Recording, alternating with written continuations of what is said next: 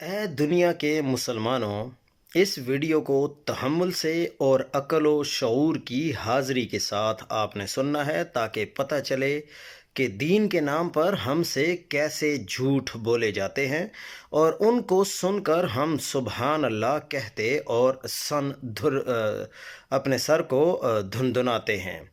اور اگر کوئی جواب دینا چاہے یا اصلاح مقصود ہو تو فتویٰ بازی کی بجائے استدلال کی راہ اختیار کرے۔ کیا تم غور و فکر نہیں کرتے؟ کیا تم اللہ سے ڈر نہیں لگتا؟ مولوی ممبر پر بیٹھ کر بخاری کی کتاب سے کوئی بات پڑھ کر سنائے تو وہ حدیث ہے، مگر جب وہی بات کوئی ہندو، یہودی، فرانسیسی، یورپین بخاری کا حوالہ دے کر کہے تو توہین رسالت ہو جاتی ہے۔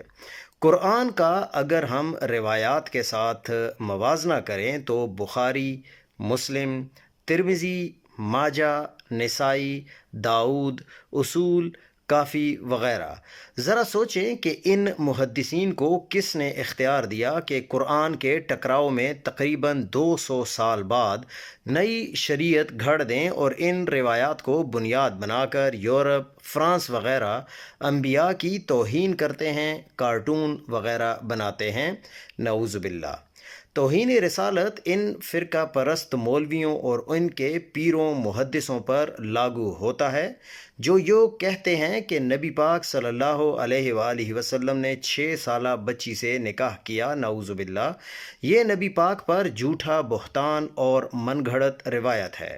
جس روایت کو بنیاد بنا کر نبی پاک صلی اللہ علیہ وآلہ وسلم کی توہین کرتے ہیں غیر مسلم، یہ روایات قرآن پاک کے بھی ٹکراؤ میں ہیں۔ کیوں کہ قرآن میں مرتد کی کوئی دنیاوی سزا نہیں ہے۔ سورہ البقرہ 256 نمبر آیت۔ روایت میں مرتد کی سزا موت ہے۔ بخاری 3017 نمبر حدیث۔ قرآن کہتا ہے کہ تفرقوں میں مت پڑو، آپس میں اختلاف مت کرو۔ سورہ العمران 103 نمبر آیت سے لے کر 105 نمبر آیت۔ روایت میں امت کے 73 فرقے بننے کا ذکر ہے۔ ابی داؤد 4596 نمبر حدیث۔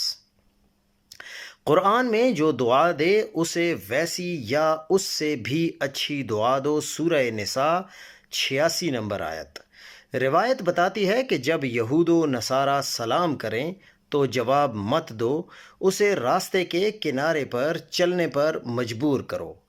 مسلم 5661 نمبر حدیث۔